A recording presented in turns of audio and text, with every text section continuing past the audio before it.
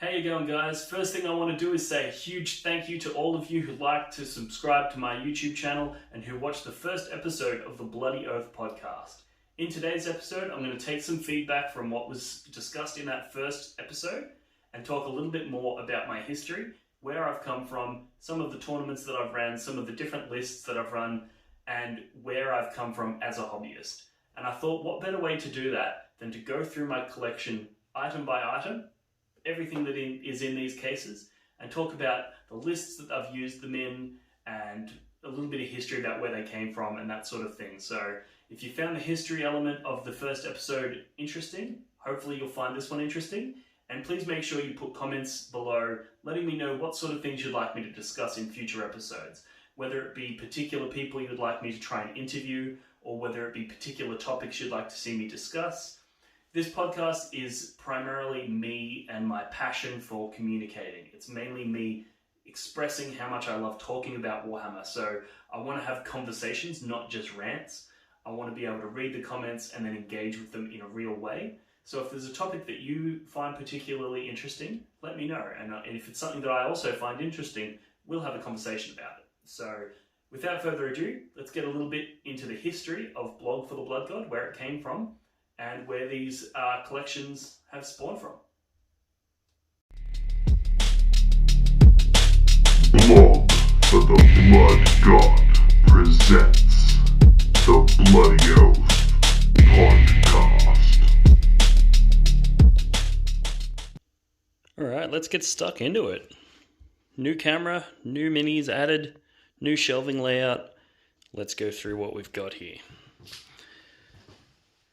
So, as you can see at the top here, we've got two shelves of Bloodthirsters. In this one here, we've got Scarbrand, we've got a couple Bloodthirsters, and up the back there, we've got Angrath, the big forge-wheeled bad boy. And then in this one, we've just got five Bloodthirsters. So we've got this boy here, this boy, that guy there, guy up the back, and another guy up the back. So that gives me a total of 8 Bloodthirsters and Angrath.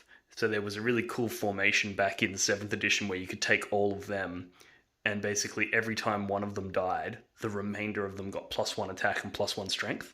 It was fucking sick. Like, by the time you got down to one Bloodthirster, he was just a god. Obligatory Thunderhawk up the top there. Mind the shitty curtains. So yeah, they're my Bloodthirster shelves. Then we've got Bloodletter shelves here. So in this one, I've got some Demon Princes up the back there. That bloke's my old stand-in for Scarbrand before he got his own kit, which is just a demon with no wings and 2 axes. And then we've got a couple of Demon Princes up the back there. We've got Be'lakor, sorry. It's been a while since I've used him. And then there's like 30 Bloodletters there, and then this shelf here has got 2 units of 20 Bloodletters and some objective markers with skulls on them. And then we go down into the more elite stuff. We've got a fuck ton of Juggernauts here. This bloke here in the middle is one of my favourite models of all time. I think he's just absolutely gorgeous. And then yeah, there's a few... I used to run these guys as Chaos Lords on Juggernaut. Just fucking mad lads. And then just a ton of Blood Crushers. Up the back there we've got a couple Skull Cannons as well. And a Bloodthirster riding a Skull Throne, which I used to use as my sort of Skull Throne Herald model. He was gifted to me by a follower on my blog, so that was awesome. And then on this shelf here, we've got fuckloads of Fleshhounds. Just fuckloads of Fleshhounds. And the obligatory Karanak as well. And this is when I used to run the old Cabal Death Star, where you'd put the 5 sorcerers in there and cast all the psychic powers on them and make them unkillable. That was a ton of fun when it was around. Next one down, we've got Rhinos and Berserkers. So these are all custom Rhinos. I'm going to actually open this up so we can get a closer look at one, because I got my mate Tim Wagstaff from Miniature Scenery made the kit for me through my design, which is basically a Land Raider style front hatch, and also custom Blog for the Blood God logos. So yeah, they're fucking cool. I'm stoked with those. Got them made at the start of 8th edition when I was planning on running Rhino Rush Berserkers with just fuckloads of Berserkers in Rhinos. Same over here. It's another 4, so I have 8 Rhinos all up. The plan was to run 8 Rhinos with 8 units of 8 Berserkers inside. That was the list. But yeah, that was cool. And then we go down. Got a couple of Land Raiders, a Vindicator, and some more Berserkers. This shelf here, we've got Predators with units of Chosen. So this is like a unit of 8 Chosen with 5 Melter Guns. That's the same, 8 Chosen, 5 Melter Guns, and then 8 Chosen, 5 Flamers. And I used to put them in my Dread Claws back when that was fun. It might be fun again, who knows. Storm Eagle with some Obliterators up the back there, custom ones, and Mutilators up the front. And then another Storm Eagle with just 6 Obliterators. These are back from when I used to run Iron Warriors. So they actually used to be gold and silver, and they used to be my Iron Warriors army, the Obliterators. I used to run 9 of them, along with some Defilers and some other shit. So that was fun. Then we've got the big boy down here, the Reaver Titan, and the first of 3 Brass Scorpions. And I got them because I was fantasizing about running 3 of them, which is it's still technically a possible list, but fuck, it's bad. They're so bad. They just die too easy. So if your opponent goes first, they just blow up 2 of them, and then you're fucked. Next shelf up here, we've got a couple of Charybdis Assault Claws, and just a unit of 5 Possessed that didn't have any room on any of the other shelves. We go down and we've got a whole bunch of Hellbrutes. So we got 5 out of the Black Reach kit. Fuck, I can't even remember what kit they came out of. And then these 2 guys at the front here, which are old converted Imperial ones, the Juggernaut face and a chain axe. And a couple of Spawn. And those Hellbrutes, I ran them because there used to be a formation where if you took 3 Hellbrutes, you could deep strike them. So that was always good fun. And I used to run them alongside those Chosen in the Dreadclaws. Next shelf down, we've got a bunch of HQ choices. So we've got everything from Cypher, converted Cypher, a fabulous Bill, Khan the Betrayer, ripping the guts out of some fucking guys. We've got an Abaddon the Despoiler back there. We've got a Lord Disco. Tons of shit in there. That one up the back, that Terminator Lord, has fully magnetized weapon options, so you can have every combination of weapons. And I did a video for him showcasing all the different weapon options and how I went about magnetizing it and whatever. Next shelf down, we've got the bikes. So we've got 9 bikes. Each is a squad of 3 with 2 in each squad have a Juggernaut face with a melter gun poking out instead of the combi bolters. And then there's the Sergeant as well. So that's the squad. And then at the back there, this is my old Cyclopia Cabal. So you can see there's 5 guys there, all on bikes. And what they were is they were my Khorne Sorcerers. And for narrative purposes, you can see they're killing a Dread Knight on the floor. And you'll notice that each one of them has a Grey Knight impaled on its back. So the narrative was that the Khorne Sorcerers weren't actually casting the psychic powers. It was the Grey Knights that were impaled on the back.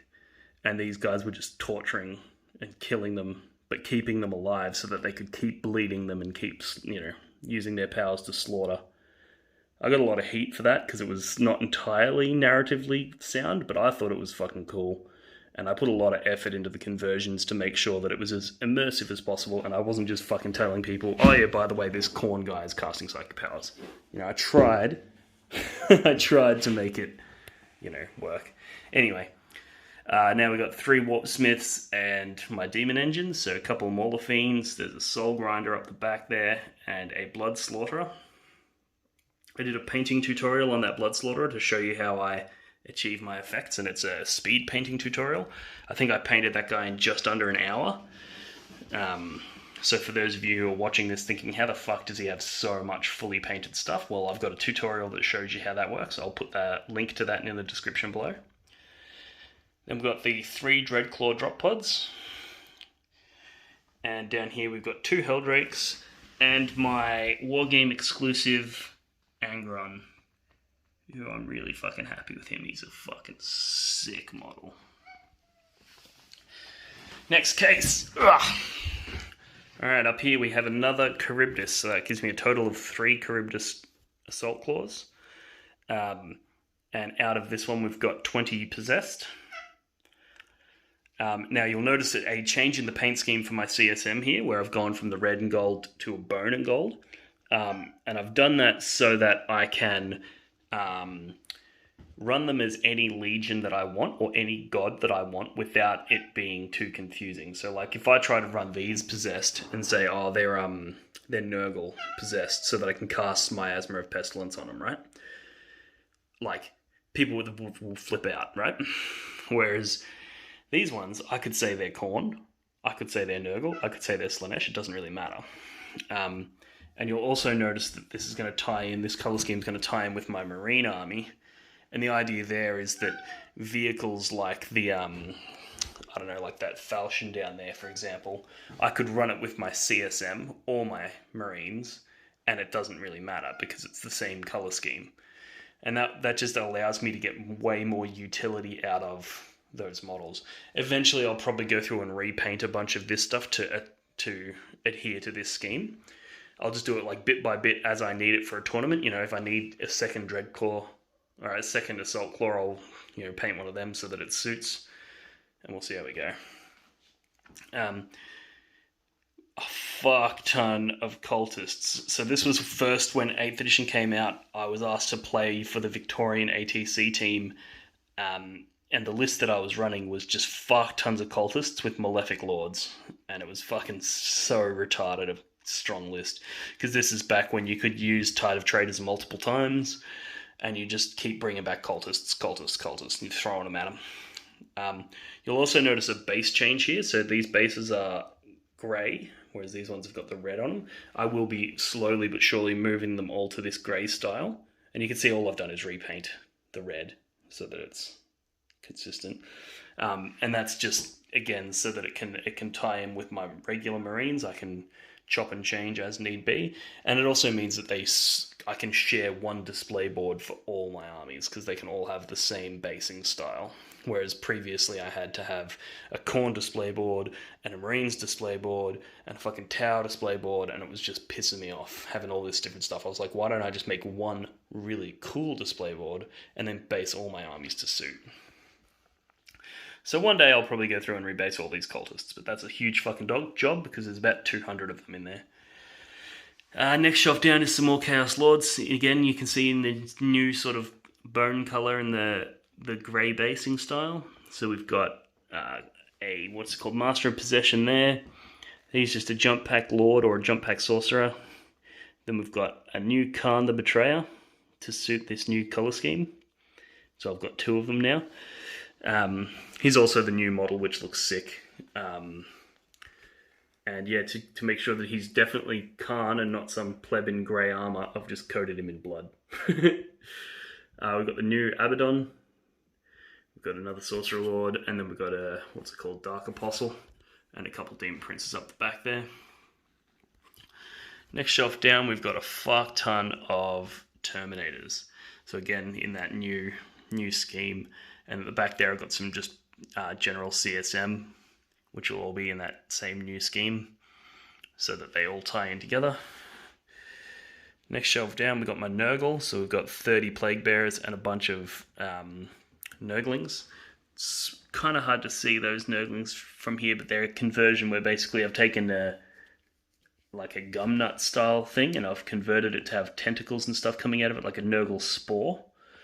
and then I've got Nurglings riding them. So it's obviously that they're a Nurgling, they're the same size as a Nurgling, but this way I was able to take one Nurgling kit and make like fucking 50 Nurglings.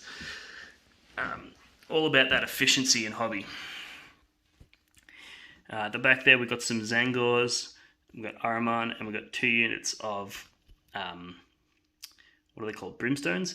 So this is the old plug and play that I used to put in with my like late 8th edition or mid 8th edition, I guess, list, where I'd run Thousand Sons Demon Princes behind these guys with some Zangors and stuff, and then I'd also run a fuck ton of Bloodletter bombs. That was my style. I know that list archetype was pretty common, but I mixed it up a lot by having like 80 Bloodletters as well, and just going off that pinning and charging from Deep Strike was where I did most of my damage. Next shelf down, we got some more Khorne. We got 2 Khitans, or Lord of Skulls, depending on what I want to use them as, because they're technically neither kit. They're a little conversion that I made. And my Chaos Knight at the front here. He's a fucking sick conversion. I'm pretty happy with him. Alright, next case. Oh, God. Alright, so this is where we get into the Marines. So apologies for the cheese. So at the back there we've got some Vanguard vets, all with Storm Shields, and a bunch of them with Thunderhammers. We've got Infiltrators. We've got all my HQs. So we've got, what's his name, Ferros at the back there. We've got a Libby. We've got a Chapter Master. We've got, an Apothecary. We've got a Lieutenant. We've got a Chaplain. We've got a Libby with a Jump Pack. And we've got my Teeth of Terror Smash Captain. And then also we've got a Biker here with a Thunderhammer Storm Shield, Biker Captain. And the old favourite Leviathan. Next shelf down, we've got a fuck ton of Primaris. So we've got, 1, 2, 3, 4, 5, 6 units of Incursors. Which could be also ran as, whatever. They're just like Reavers or whatever. It's all the same kit. And then here we've got the Intercessors. And then we go down to the next shelf. This is the shelf that's going to give a lot of people PTSD, which is my Centurion shelf, which I used to obviously run the Raven Guard Centurion bomb list, where I'd run, I used to run 1 Vanguard bomb, 2 Centurion bombs, and then a bunch of scouts. But I've also got in here some Aggressors, which I just got cheap, and some Terminators again. Next shelf down is the Scouts, which this is right in the feels now that Scouts are fucking shit. They've gone to Elites, so they've lost their objective secured, and they didn't get 2 wounds like every other Marine, and they're just bad now. So this shelf pisses me off to look at. I've also got up the back there, you'll notice some, they kind of want to be, what are they called? Eliminators.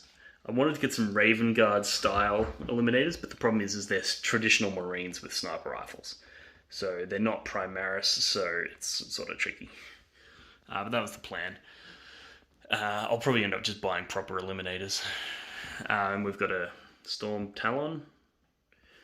Then next shelf down, we've got 3 Repulsors, 3 Thunderfire Cannons. These are like little kit-bashed converted ones that I used, which are obviously bad now as well. And 3 Attack Bikes. Next shelf down, we got the Falchion, which is one of my favourite fucking models in my collection. It's such a sick fucking tank. And a Whirlwind and a Land Raider. And then the bottom shelf down here, we have 5 Forge World Knights. So we've got 2 Asherons, a Lancer, I don't know what that guy's called, and a, what's he called? I don't know what they're called. I can't remember. But yeah. Atropos. Yeah.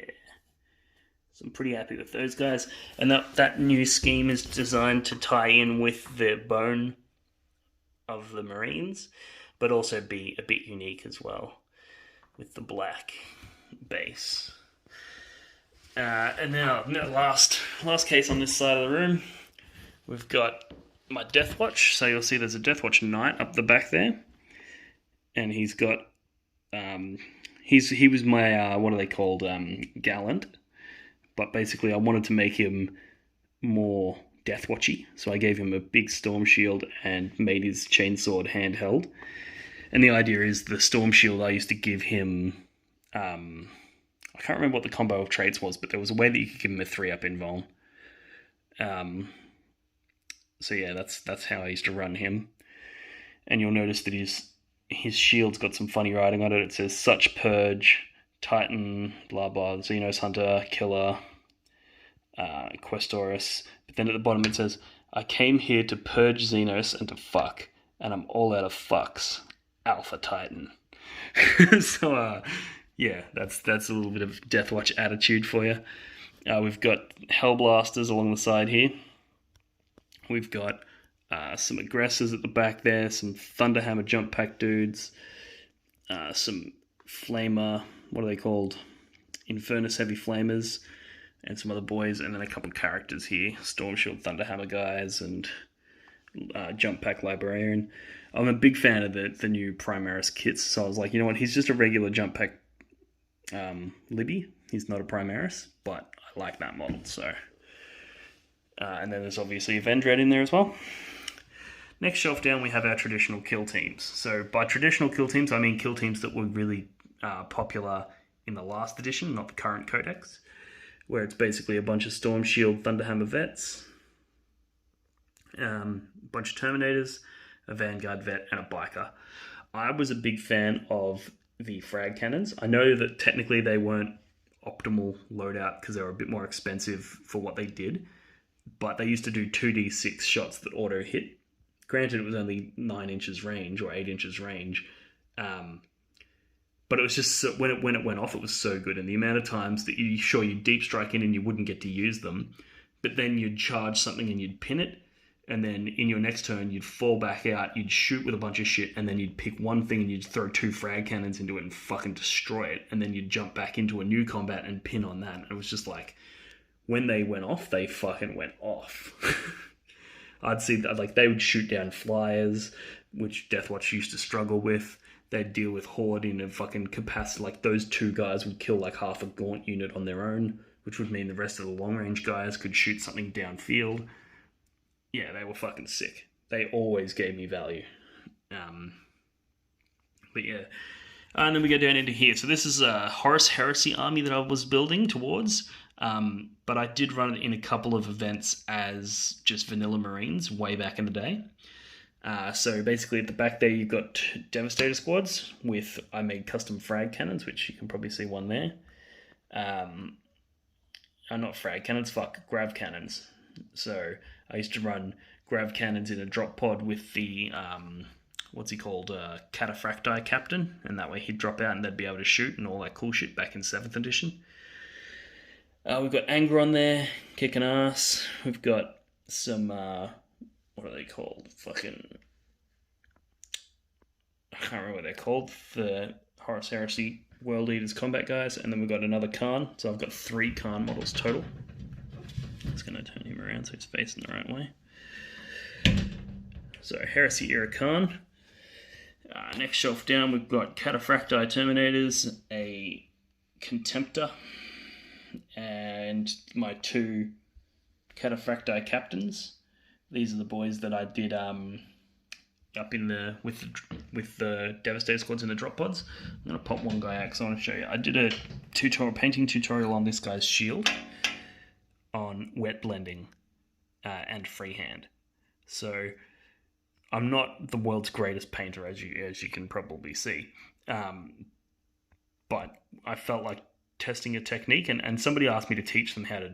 I wanted to learn how to do it, and one of the best ways to learn a skill is to teach it. So I decided to just watch some tutorials myself, and then make one that is sort of my own language and in a way that I understand. And I'm really happy with the results of that. So I'll put a link to that one as well, or you can just find it on my channel. Just go to my YouTube channel and search freehand or wet blending or tutorial or whatever. Next shelf down, we've got some Razorbacks and some tactical squads. And then the shelf down from that, we have more Razorbacks and tactical squads. And this is back when you used to run Gilliman with a fuck ton of assault cannon Razorbacks and you just blow people off the table. But I actually bought them before that. And it was just a cool way of having a heresy style tactical squads in Rhino's Marine Army, which was a bit of a break from the old demons and monsters and stuff. And then the bottom shelf down there is drop pods. So that's all of my collection on this wall, which, as you can see, it's a pretty fucking big collection, and I'm pretty fucking happy with it.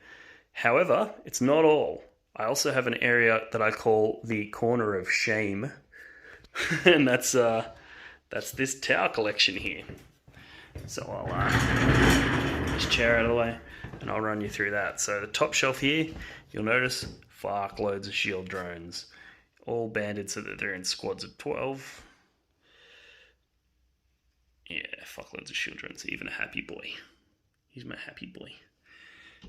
Next shelf down, you got a hammerhead, a couple of skimmers, some, what are they called? The fucking Vespid.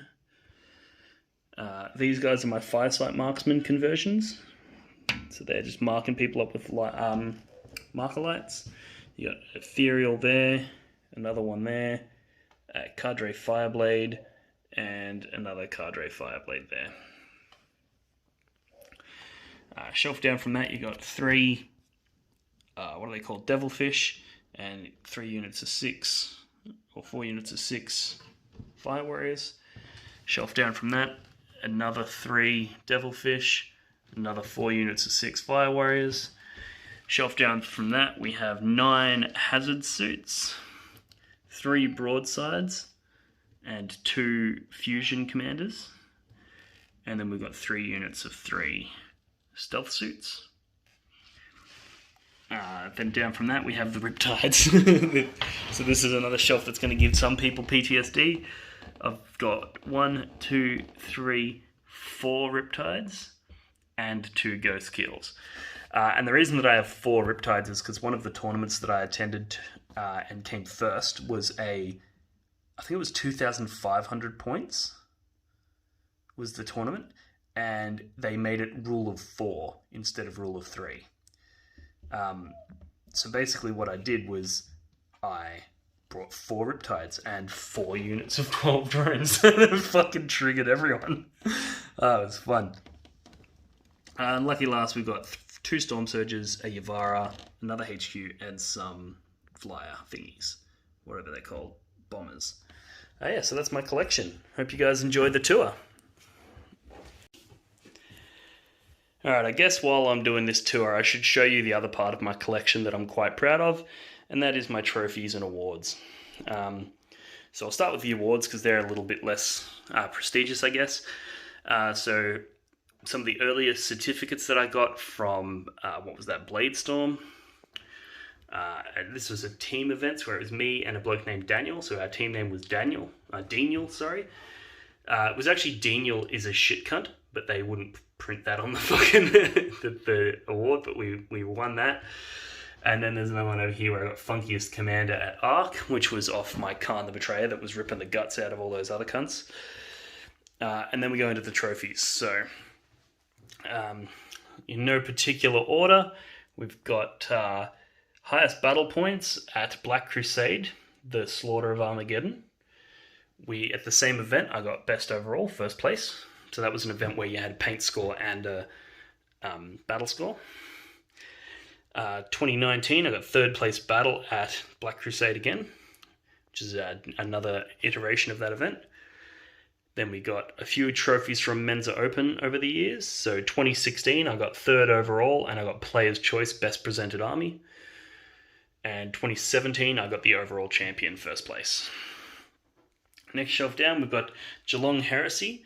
So this is the one where I brought the fucking drones and the Riptides and triggered everyone. But I got general overall winner, so first place overall. And I also got second place generalship.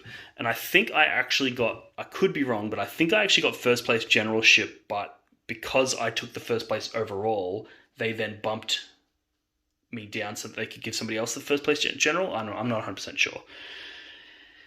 Few medals here from the Mensa Masquerade. This one was for third place best presented, which I can't remember what I took to that, but and then this one was for Tio's Choice. And then I've got a mug at the back here from 40k Draft, where I came best overall, first place. And some Blog for the Blood God cufflinks, which aren't a trophy, they're just a thank you gift that was gifted to me by the people who attend the many, many tournaments that I host. And so they have a special place in my heart, so they belong on the trophy shelf in my world. Because, I run way more events than I attend, so...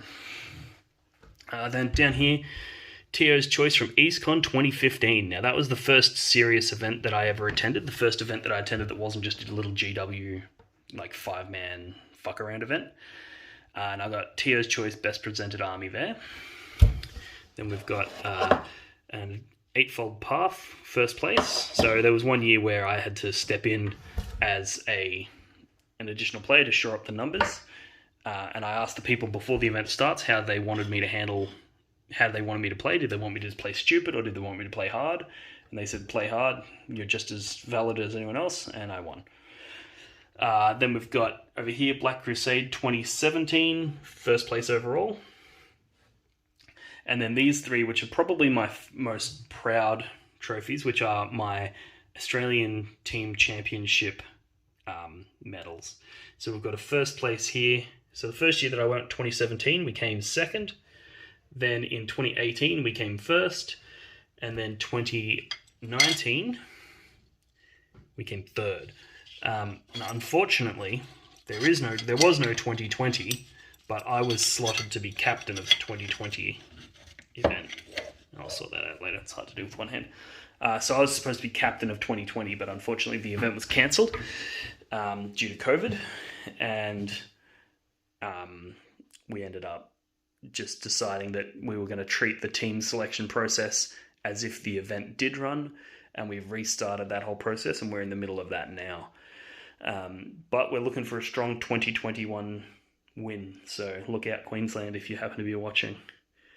So that's my trophy collection. I know it's probably not as big as some people's, but I'm fucking happy with it. I'm proud of what I've achieved, especially considering that my primary focus is on running events, not attending. So thanks for tuning in, and like, subscribe, and all that good shit, and I'll talk to you next time. Belong to the Blood God.